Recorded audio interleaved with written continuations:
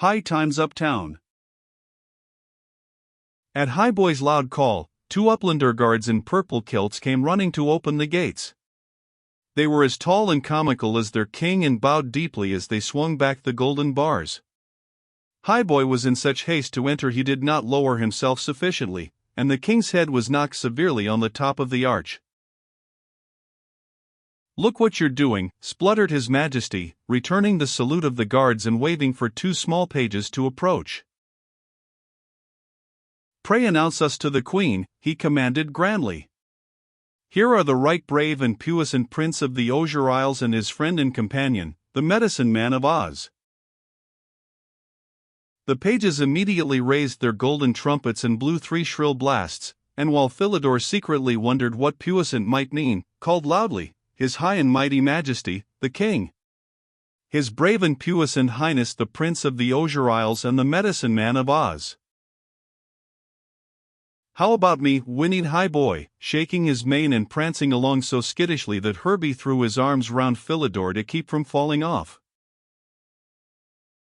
"And the high horse," shouted the pages joyously, at which the irrepressible beast rose on his hind legs and bowed to the left and right. The Uplanders, who had run to doors and windows at the pages' loud cries, clapped and cheered, first for the king, next for the visitors and lastly for Highboy himself, till the noise and confusion was simply tremendous. Whenever Highboy saw one of his friends leaning from an upper window, he'd stretch up his telescope legs. "Hello, Mary," he would snort, nudging the little girl or whoever it chanced to be with his soft nose. "Hello, Jim." Then down he would drop to greet an old gentleman in a basement doorway, so that his 3 riders had an exceedingly up and down time of it. But even so Philidor managed to see a lot of uptown. The streets of this strange mountain city were narrow and steep, the houses tall and towered. There were glimpses of gardens at the back, gardens sweet with hyacinth and lilac, and in the open spaces between, grew the tallest grass Philidor had ever imagined. A purple haze hung in the air, and the castle, rising majestically from the top of the town, seemed to rest on an airy embankment of clouds. In almost no time, they were in the courtyard of the castle itself, the pages tooting away for dear life. A dozen of the king's retainers rushed out, and Philidor, gazing upward, saw a lovely lady in a lavender lace dress leaning over the balcony. She wore an amethyst crown, and he guessed at once that she must be the Queen. Queen Hyacinth. "Hi! Hi! Hyacinth!" Lengthening his legs till his body was on a level with the balcony, Highboy rested his head affectionately on the Queen's shoulder. "Did you miss me?" he whinnied hoarsely. Of course," smiled Her Highness, nodding pleasantly to Herbie and Phil. The king, with a great grunt, had immediately flung himself off Highboy's back, and the little prince and medicine man made haste to follow him. On closer inspection Philidor found Queen Hyacinth even lovelier than she had seemed from the courtyard. Although her nose and mouth tipped upward like the king's, she was so gay and pretty that the little prince almost wished she were his own lady mother and did not mind at all when she kissed him on both cheeks. Herbie blushed with pleasure as the Queen shook his hand and held himself stiffly to keep his pills from rattling. Joe King and Queen Hyacinth. While 2 Uplander footmen drew out high chairs for the visitors and fetched tall glasses of grape juice, Joe King told Her Majesty the strange story of their adventures. When Hyacinth heard how Mombi had long ago stolen Philidor's mother, she kissed him again, then hurrying into the castle ordered the royal cook to prepare a tremendous feast for the travelers. Highboy, resting his chin on the balcony rail, had listened with close attention to the whole recital. Now with a tremulous sigh he began to lower himself into the courtyard. "Goodbye, old Taz," he called roguishly to the medicine man. "See you again, princeling, but now the tall grass is calling me." "Does he eat tall grass?" asked Philidor, looking over the balcony with great interest as Highboy galloped away. "Of course. That's what makes him so tall. "What did you suppose a high horse ate?" asked the king merrily. Leading the visitors into the castle, he left them in a sumptuous dressing room with amethyst mirrors and brushes and gorgeous silk hangings. Philidor was glad enough to wash off the dust and brush his hair, but Herbie spent most of the time rearranging the bottles and boxes in his medicine chest. "Better take a couple of these," he advised, as the little prince started for the door. "What are they for?" asked Phil curiously, as Herbie swallowed several of the pills himself. "For yawns," explained the medicine man quickly. "Where there's a feast there's bound to be talking. Now speeches always make me sleepy, so to keep from yawning and offending their majesties, I have taken this slight precaution." "Give me a couple of precautions, too," laughed Philidor. "I hope they won't keep us long, Herbie, for we ought to be halfway to the Emerald City by now." As Philidor and the medicine man stepped through the doorway, they were met by a tremendous uplander who introduced himself as High Jinks. He was Joe King's chief advisor and immediately conducted them to the dining hall, where he seated them between the king and queen. Herbie had been quite right about the speeches. Almost everyone at the table made a speech, complimenting the little prince on his bravery and wishing him success on his perilous journey. But the medicine man's pills worked so well that neither he nor Philidor yawned even once during the entire procedure. As for the luncheon, it might have been a birthday party at least, from the number of goodies served. What with the chicken and waffles, sweet potatoes and hot biscuits, not to mention the cream cake, custard pie and lavender ices, Philidor decided he could never be hungry again.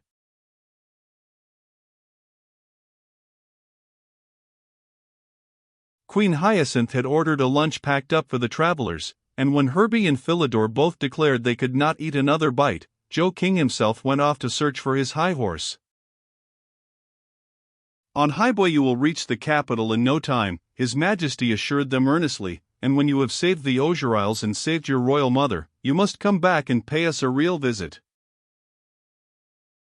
This Philidor readily promised to do, also to find out from Ozma what had become of the Good Witch of the North, for, without a ruler, the Gilliken country was open to war and invasion by hostile tribes. While they were waiting for the high horse to appear, Phil and the medicine man expressed a desire to walk about the city.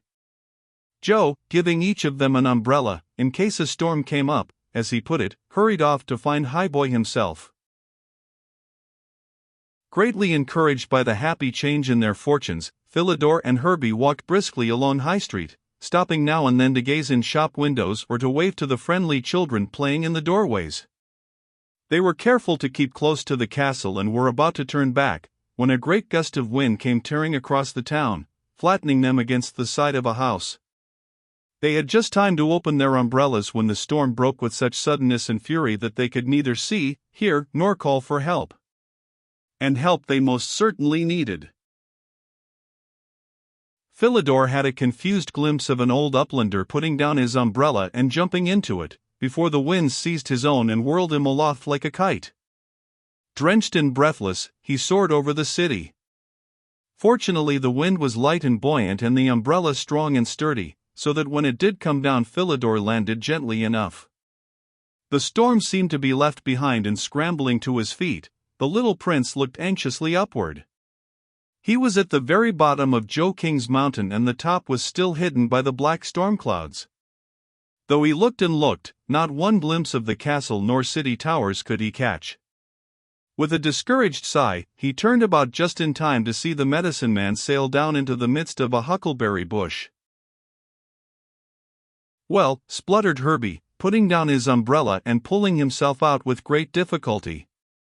"What do you think of this?"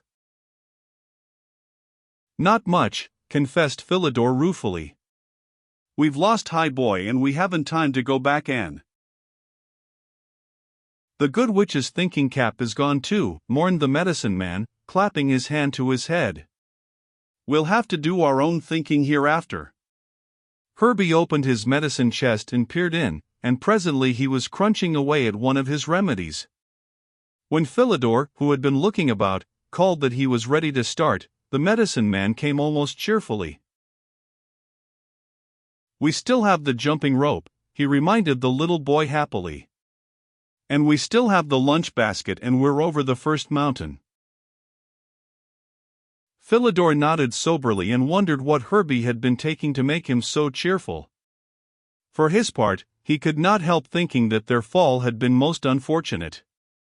Without the thinking cap, how were they to know which direction to take, and without Highboy's long legs to help them, how were they ever to reach the Emerald City in time?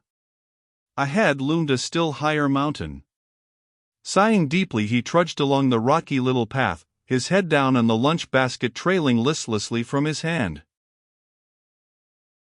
If we'd only stayed in the castle, he mused sorrowfully, this never would have happened. Herbie did not answer but quietly passed him a small round box. Comfort pills. Will cure any trouble that hasn't happened, announced the label. Absently the little prince took two and handed the box back. As he popped the pills into his mouth, there was a joyful snort and stamp behind them. It was the king's horse, and with outspread arms Philidor ran to meet him.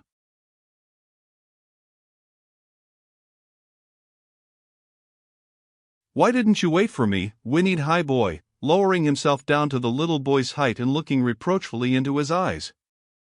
I've been looking for you all over the mountain. The storm came up and blew us away, explained Philidor hastily. Did you put your umbrellas down? Asked Highboy, nodding amiably to the medicine man. Why should we put them down? Questioned Herbie, puckering up his forehead. It was raining. Of course it was raining.